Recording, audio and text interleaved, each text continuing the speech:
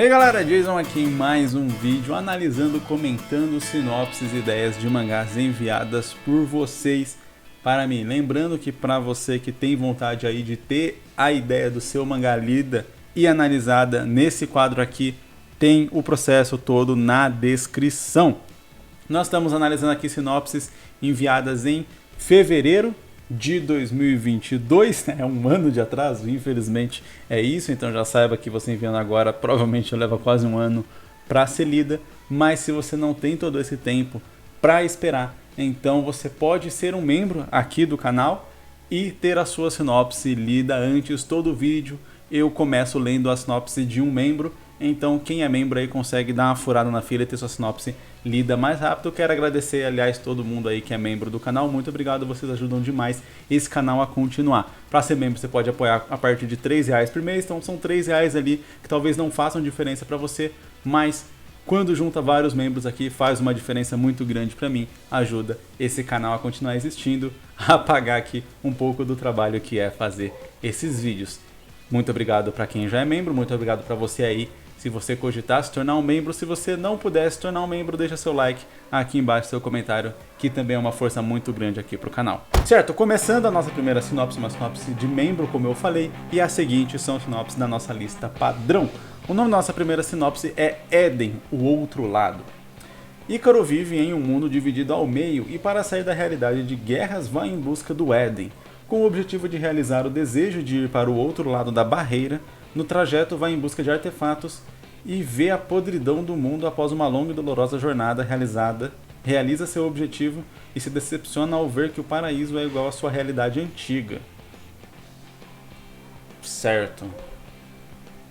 Pelo que eu vi é uma história relativamente longa, mas eu tenho certo problema porque me parece que isso aqui é realmente a introdução da história. E aí eu acredito que essa história se encaixa naquele caso que eu falo que é uma história desnecessariamente longa. Eu acho que na jornada aqui do Ícaro, correria o risco do próprio leitor também se decepcionar com a jornada que ele está acompanhando. E nesse caso, se a história é sobre decepção, eu acho que decepcionar o leitor não seria muito apropriado, apesar de que talvez ficaria vívido pelo menos, né? Então o personagem se decepcionou, o leitor se decepcionou, todo mundo sai decepcionado. Mas o problema é que o autor também vai se decepcionar, porque o leitor provavelmente não vai querer ler mais nada que esse autor fizer. Então nesse caso aqui, o que eu diria para fazer? Talvez a gente já partir do ponto do arrependimento.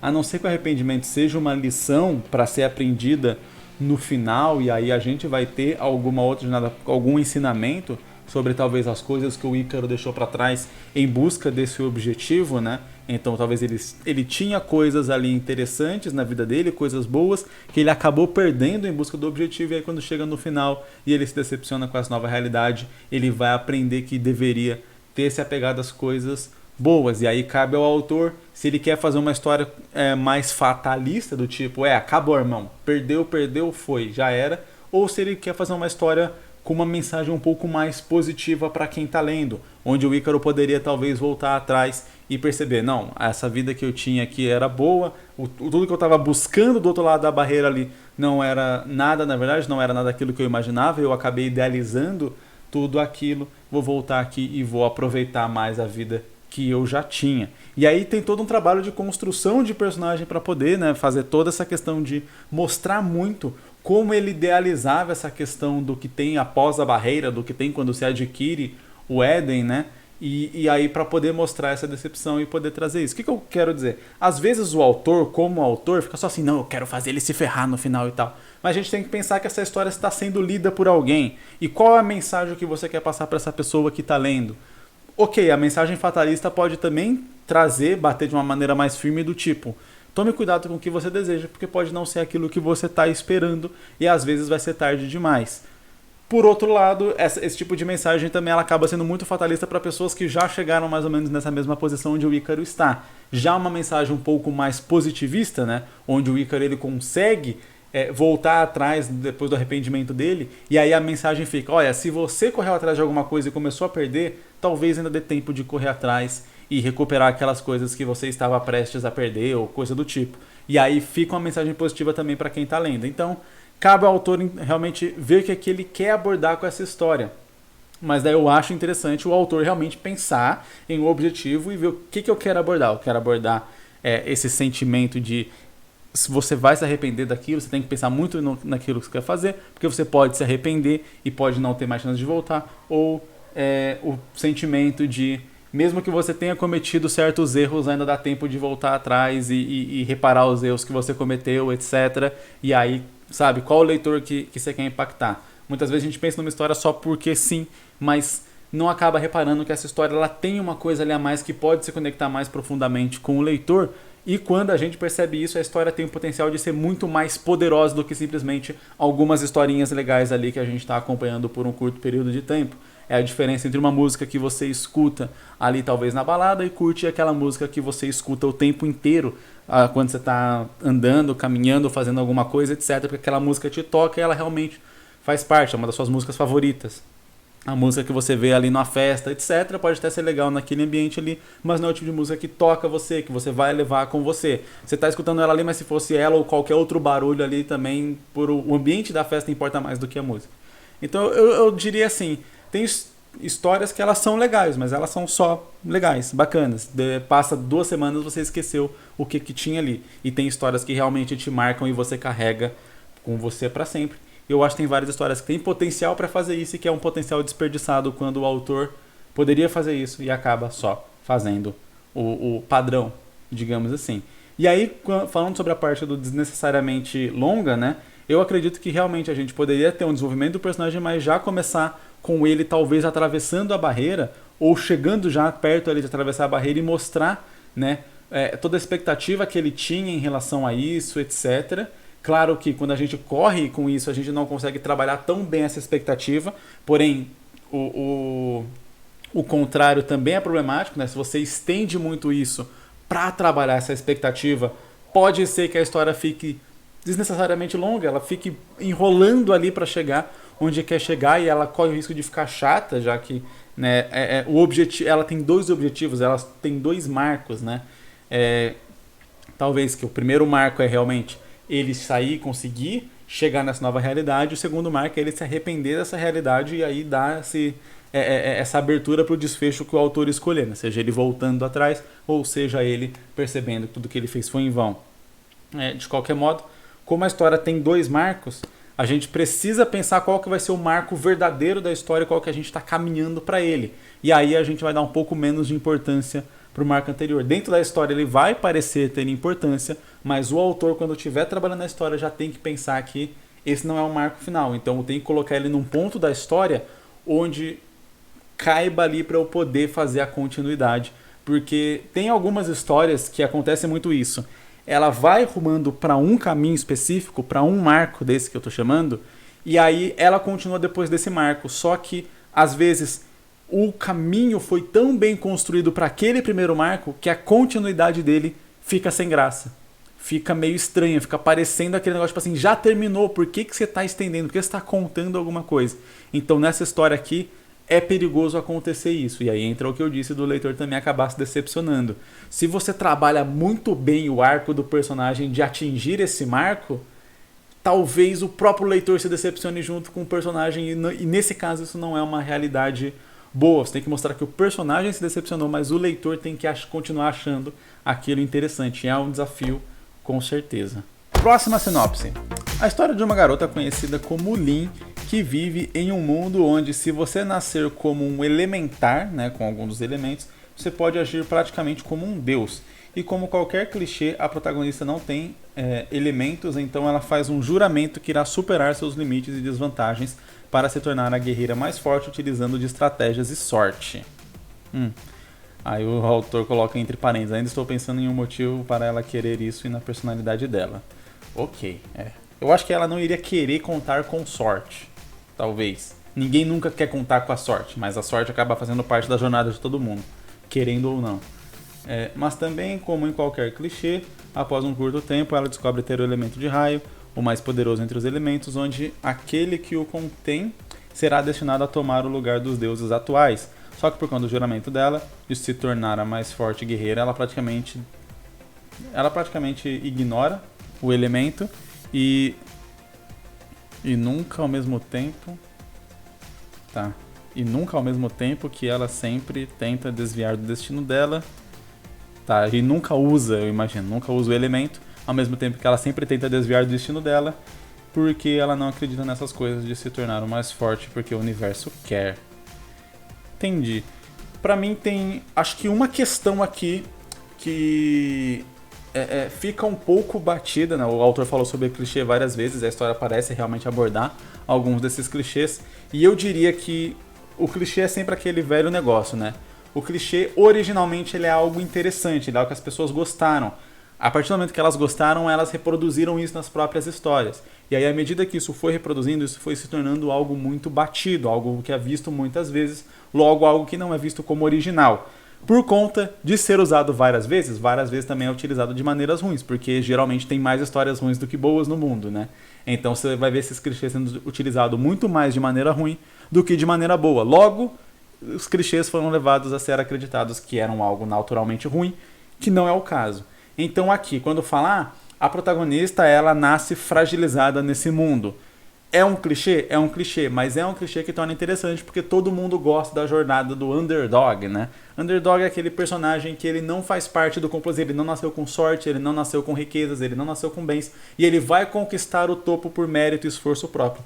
Todo mundo no planeta inteiro, em qualquer cultura, em qualquer religião, em qualquer tempo, em qualquer época, vai gostar, tende a gostar dessa história, porque todo mundo se julga, por mais privilegiado que seja, todo mundo se julga um underdog em algum aspecto da vida. Então, por mais que às vezes você tenha nascido rico, bonito, não sei o que, você, sei lá, não é bom no futebol. E aí você queria ser bom no futebol, aí você fala, nossa, eu sou o underdog, sabe? A pessoa, em vários aspectos da vida, ela não é um underdog, mas ela acha um pra ser e acaba se identificando com essa jornada de superação. Então, por isso é um clichê. Então, é algo clichê? É, mas não é ruim. É uma história que todo mundo já tem uma identificação imediata de um personagem que vem do nada e vai buscar o topo. E no caso aí, ela querer fazer isso por mérito próprio é sim muito louvável. Agora, há toda a questão aqui pra mim que ficou problemática é que me parece uma busca de poder por poder. Sabe? Eu quero ser o mais forte. Mais forte do quê? Pra quê? Pra quem? Como? Sabe? O que é definido? Ah, eu vou ser a guerreira mais forte.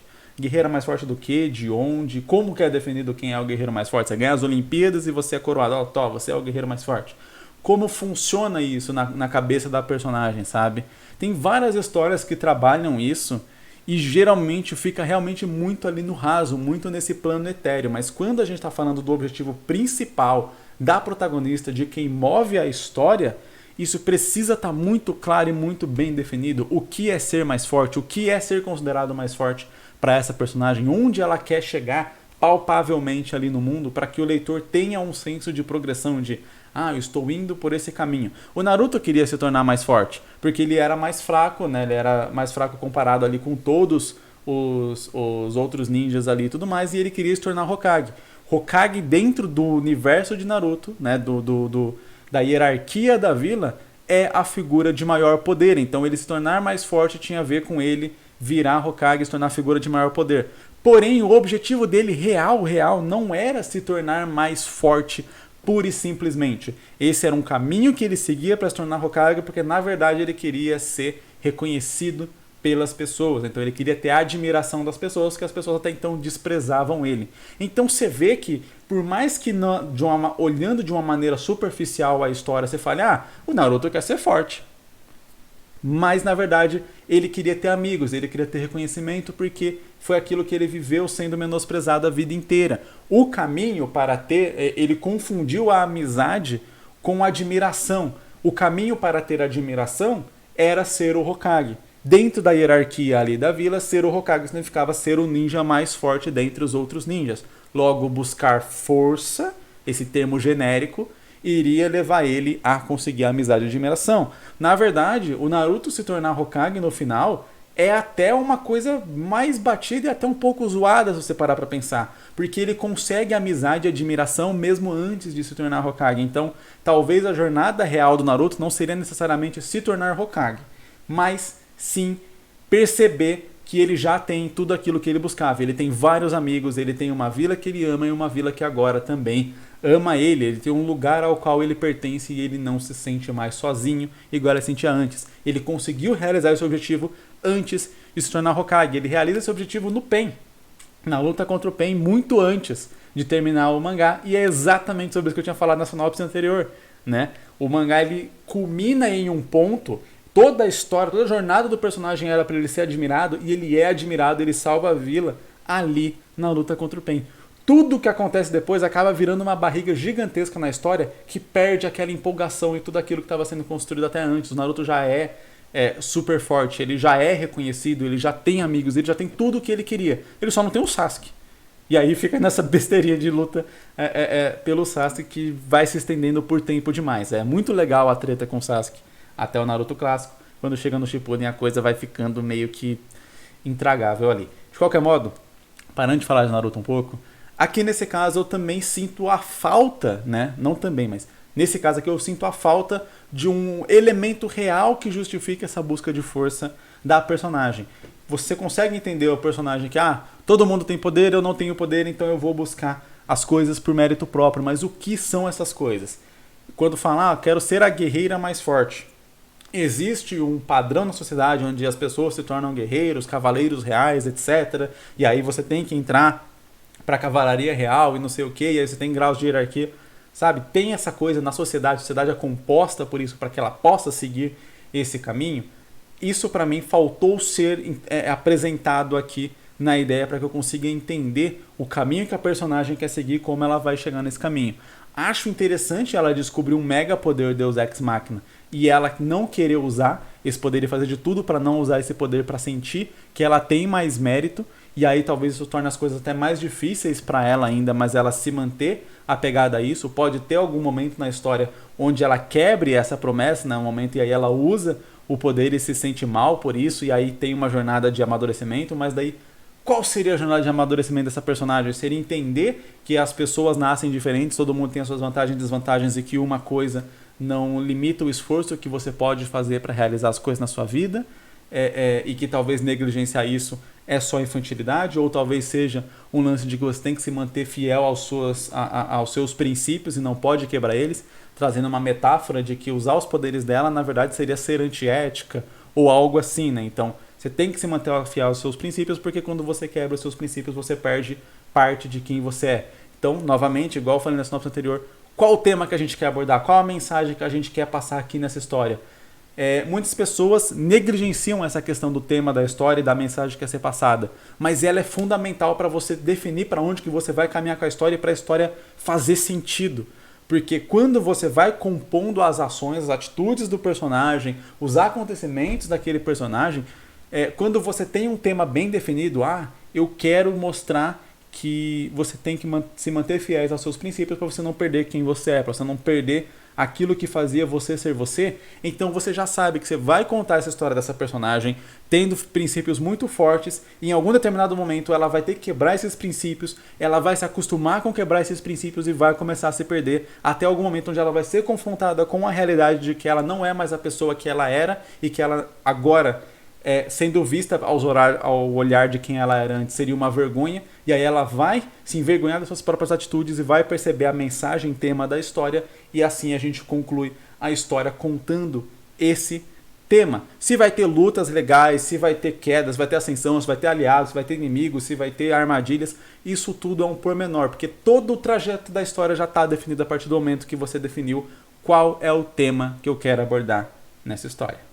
Próxima sinopse. Skyron é um alienígena da raça Skaren. Por ser o menor membro de sua raça, ele sempre foi diminuído e maltratado por todos, inclusive sua família. E seu irmão que apelidaram ele de Ska, que em seu dialeto significa nada ou desonra. Assim ele decide fugir para o espaço da consideração dos planetas. Eu tenho a impressão que aqui em consideração era para ser outra palavra, tipo confederação ou algo assim. Ok, consideração dos planetas unidos, e assim ele rouba uma nave do Império Darkons. O que ele não esperava era que a nave estivesse carregando um objeto muito importante para o Império. Assim que Sky chega no espaço da CPU, né, consideração dos planetas unidos, a guerra entre Impérios Darkons e a CPU tem mais uma batalha, mas esta batalha vai ficar para a próxima muito por causa do nosso protagonista, o Pequeno Nada. Essa batalha vai ficar para a história muito por... Ah, entendi. Ele vai fazer alguma diferença muito grande. Então existia uma guerra entre um império e uma confederação, que está escrito consideração, mas eu acho que deve ser confederação. Enfim. Entendi. Então tem uma grande guerra rolando, e aí o Skyron, sem querer, só para fugir, ele rouba uma nave e aí acaba se metendo nessa confusão e vai virar história. Quando fala que ele é o menor membro, é em tamanho físico mesmo? É uma raça, sei lá, uma raça de guerreiros. Então eles todos têm esse culto muito grande ao corpo forte, ao corpo alto, não sei o que. E aí ele nasce pequeno e mirradinho e talvez por conta disso seja menosprezado. Seria algo assim, talvez? Pode ser. Seria interessante e seria um jeito mais rápido de falar por que ele sofre esse preconceito, etc.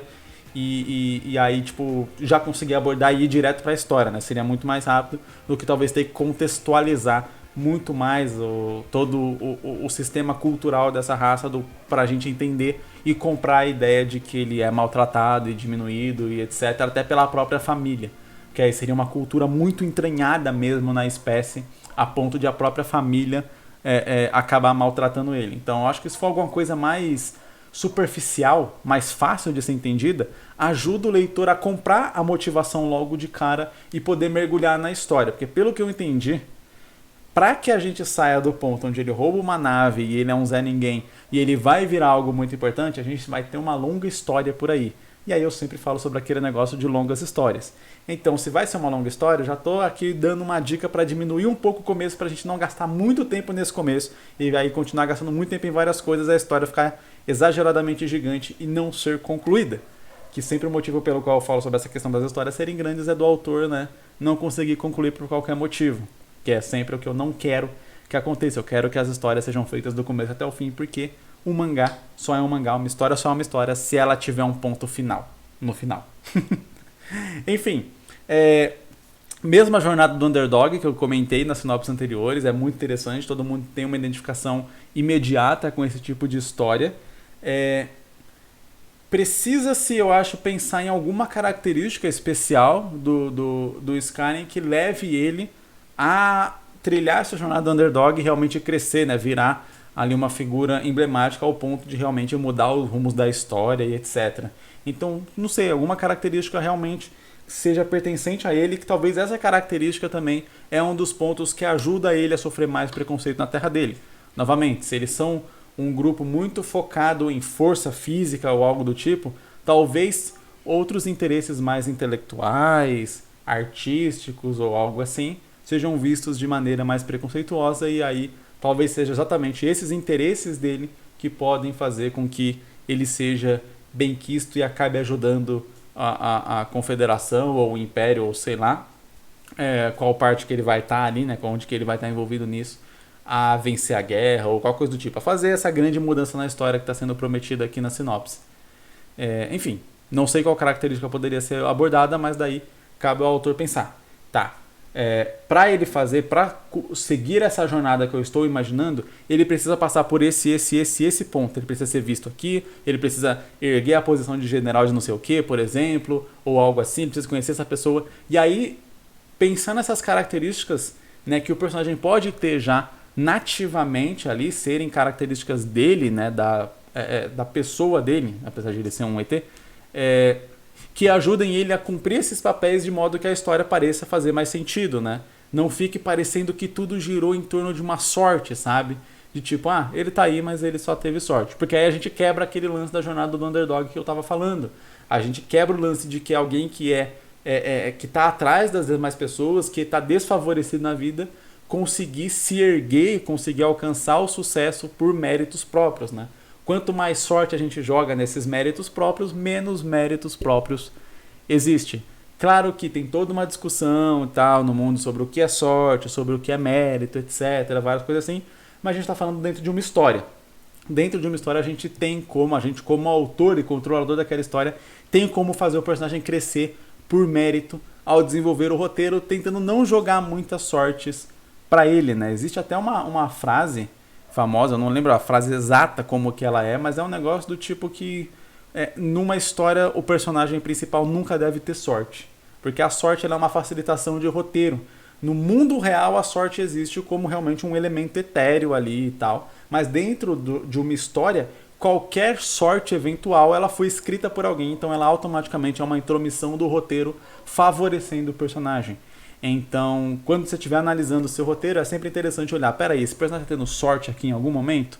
Ele pode até ter sortes pequenas, sortes que não facilitem muito a vida dele, uma pequena sortezinha ali, mas não em coisas principalmente fundamentais para o andamento da história. Ele não pode ter uma cagada muito grande ali que eleve muito, que caminhe muito a história. Você fala, pô, mas foi por causa de sorte que tudo isso aconteceu? É sempre um pouco complicado quando a gente está lidando com sorte dentro da história. Principalmente quando a história é exatamente para falar sobre a ascensão de alguém que era desfavorecido. Última sinopse de hoje, o título dela é A Second Chance, A New Destiny, ou Uma Segunda Chance, Um Novo Destino. Eu acho que em português fica muito legal. Então, eu acho bem legal, acho que realmente fica bem legal. Um dia, 6 pessoas cometeram suicídio no mesmo dia. Porém, por conta de seus arrependimentos e assuntos inacabados, eles não podem morrer em paz. Então todos eles voltam para o passado durante suas épocas do colegial, tendo apenas uma lembrança. Precisam fazer algo diferente. Entre eles está Natsumi, que em sua segunda chance, ele conclui que para morrer em paz precisaria entrar em um relacionamento, coisa que nunca tinha feito durante sua vida. Só que esse plano acaba se demonstrando um tanto complicado, pois ele se vê apaixonado pelo garoto mais popular da sua turma. Será que Natsumi e os outros 5 irão conseguir morrer em paz? Será que depois da segunda chance eles ainda irão querer morrer? Gostei dessa última pergunta. Eu realmente gostei muito dessa última pergunta. Sobre se você realizar, você ainda vai querer morrer? Você vai sair em paz ou algo do tipo? Pode virar uma espécie de vórtice. Acho interessante a ideia de talvez, quando eles se suicidam, serem talvez muito no futuro. E aí eles forem descobrindo, mas se tiver sempre a ver com essa coisa do colegial, não sei, eles estudaram juntos, talvez, são pessoas que seguiram rumos diferentes, mas eles estudaram juntos ali no passado. A gente vai realmente acompanhar 6 núcleos diferentes, completamente separados, em colegiais separados, etc. Fico nessa dúvida. Uma coisa que eu acho interessante de pontuar aqui é que a história ela tem como tema Boys Love, né? A autora deixou aqui, claro, no gênero. E uma coisa que eu particularmente tenho de crítica quando a gente está tratando de Boys Love, de Yumi, né, o Yaoi Yumi, em mangá, é que geralmente essas histórias giram em torno de um mundo onde todo mundo é gay. E aí, o que eu quero dizer aqui é que eu acho que particularmente seria estranho se as 6 pessoas que cometeram suicídio já tem a particularidade de eles terem que voltar para o colegial para resolver essas questões inacabadas. Se as 6 pessoas tivessem que ficar com uma pessoa do mesmo gênero, eu acho que seria uma história que ficaria um pouco meio estranha. 6 pessoas é um número bem grande. Eu particularmente acho que daria para talvez contar em 6 one-shots diferentes. E aí cada um focado em uma dessas pessoas. Então começa mais ou menos com a mesma introdução ali. E aí talvez a gente tenha, né, ou uma minissérie em 7 capítulos, por exemplo. Então a gente tem cada capítulo focado em um personagem e um último capítulo ali pra concluir como tudo. Ou 6 capítulos mesmo. Cada capítulo focado em um personagem e você fecha uma série ali bacana ali. Cada capítulo com 30, 40 páginas ali pra você conseguir desenvolver bem a história e aquele personagem que está sendo trabalhado naquela história em si. Né, porque ele vai ter lembranças do futuro dele, né, de como ele viu a vida, para tentar achar ali o que é o objetivo ali dele, né, o que ele quer concluir na vida para poder morrer em paz. E eu acho muito interessante essa pergunta se depois de você ter tido uma segunda chance e fazer as coisas do jeito certo, do jeito que você queria, você vai ter ainda esse sentimento, você vai ficar ainda mais inseguro. E eu não consigo achar uma resposta para isso, é uma pergunta muito profunda. E é tão profunda que eu fico na dúvida se dá para responder na história essa pergunta ou se ela deveria ser repassada pro leitor de alguma forma. Como que a gente poderia trabalhar isso? Mas pensando que a gente tem 6 personagens, cada um poderia ter uma vivência diferente e uma interpretação diferente dessa pergunta. Então talvez um dos personagens poderia sim pensar que ele cumpriu ali uma coisa que ele queria cumprir, um grande arrependimento que ele tinha na vida, e aí ele pode ir em paz. Outro personagem pode, muito pelo contrário, ficar apegado, ficar preso àquela vida ali, que é ilusória, entre aspas, né? Porque é uma segunda chance que as pessoas estão tendo, ele não está realmente voltando e revivendo tudo aquilo, talvez. Não sei exatamente. Falou que volta ao passado, então realmente está vivendo aquilo, né? Mas daí entra aquele lance de se você volta ao passado, muda uma coisa, muda completamente o seu futuro, sabe? Talvez, então, uma pessoa fica completamente apegada àquela segunda chance que ela tá tendo, outra pessoa não conseguir achar o que era, enfim, dá pra gente intercalando e fazer cada pessoa ter um ponto de vista ali, até para novamente, como eu sempre falo, gerar uma mensagem diferente, se conectar com cada leitor ali que tá vendo. E aí no final a gente ter várias visões. E eu acho que esse seria o propósito de a gente ter vários personagens. Caso contrário, eu colocaria um personagem só. Se a ideia realmente, a gente tem uma ideia muito fechada, tipo, vai fazer isso, isso, isso e isso, o caminho é esse. Vai se suicidar porque a vida tá ruim, volta pro passado, acha um amor, vive esse amor, e aí tem que, no primeiro momento, se apega muito àquela vida, no segundo momento, percebe que aquilo ali passou e que pode ir em paz, né? Que você está satisfeito. Se a jornada é essa para todos, então tira a necessidade de você ter tantos personagens. Aí a gente foca só no Natsumi mesmo e acabou. E aí dá para contar a história muito bem assim, e até dá para usar mais páginas para poder desenvolver melhor ainda, e aí meio que o Natsumi passar por todos esses pontos. Ao invés de a gente ter um personagem para focar em cada ponto, você faz todos em um personagem só, através das próprias contradições da própria pessoa, da mentalidade, da pessoa achando o que é certo, o que é errado, demorando para entender qual que é o propósito dela, porque também com 6 personagens pode ficar meio batido todos os 6 tentando procurar qual que é o seu propósito. Como eu falei, se o propósito de todos eles forem achar um parceiro, forem viver um romance, um relacionamento, etc., fica ainda mais batido, fica mais clichê e corre o risco de acabar ficando chato conforme você vai acompanhando. Dá pra fazer também com 6 vivendo aquilo ao mesmo tempo? Dá, só que novamente aí você se pergunta, qual que é a necessidade de ter 6 personagens? Por que não 3? Por que não 2? Por que não um só e a gente se identifica mais com ele do que com os outros? Pra mim, o único sentido de ter mais personagens é a gente ver diferentes pontos de vista, diferentes visões e diferentes conclusões a respeito dessa última pergunta, que é muito interessante e muito profunda, muito difícil de responder. Então, ter mais personagens seria para ver respostas diferentes dessa pergunta. Acredito que seja isso. Então, bem, eu acho que tanto um one shot, né, com cada focado em um personagem só, ou com 6 vivendo ao mesmo tempo, mas daí eu acho que eu diminuiria, porque 6 eu acho que é muito personagem para trabalhar, diminuiria para 3 ou 4. Ou vários one shots, cada um focando em um personagem e completando uma antologia ali, né, com todas essas histórias e tal, acho que ficaria bem legal também. Dá para trabalhar de várias formas, mas eu acho que o foco central é realmente em o que cada personagem vai viver e qual lição que ele vai tirar dessa história que ele está vivendo para poder responder essa última pergunta, que eu acho que é a grande ponto-chave aqui dessa história. E essas foram as sinopses de hoje. Muito obrigado para você que assistiu, muito obrigado para você que chegou até aqui. Deixa seu like aqui embaixo para me dar uma força, deixa seu comentário também, que ajuda o YouTube a perceber que você gostou do vídeo e indicar esse vídeo para mais pessoas que possam gostar também. Se você quer enviar sua sinopse, só vê aqui na descrição como é que faz para enviar, e eu vejo você em um próximo vídeo. Falou!